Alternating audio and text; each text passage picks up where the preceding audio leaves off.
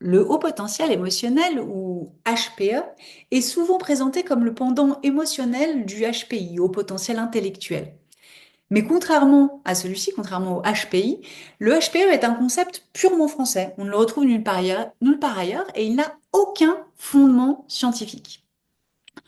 En général, le HPE fait référence à une forte empathie et une grande conscience de ses propres émotions et de celles des autres.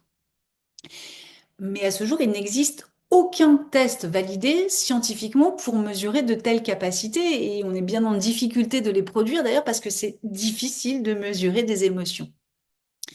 Et surtout, le concept est flou. Parfois, il s'agit de hautes capacités émotionnelles. Parfois, l'hypersensibilité n'est pas très loin. La frontière avec ce concept n'est pas nette.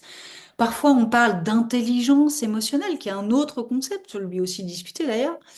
Et parfois, c'est même encore plus flou, voire carrément ésotérique. Alors, pour schématiser, on dit trop plein d'émotions plus souffrance psychologique égale au potentiel émotionnel. C'est un concept qui est assez proche de celui de zèbre ou de l'hypersensibilité. Et si vous voulez approfondir le sujet, je vais vous renvoyer directement à ces deux vidéos. Vous verrez qu'en réalité, c'est une étiquette qui cache bien souvent des troubles psychologiques ou des difficultés existentielles liées à la condition humaine. Alors, s'identifier comme HPE, ça peut donc retarder un diagnostic et favoriser l'errance thérapeutique.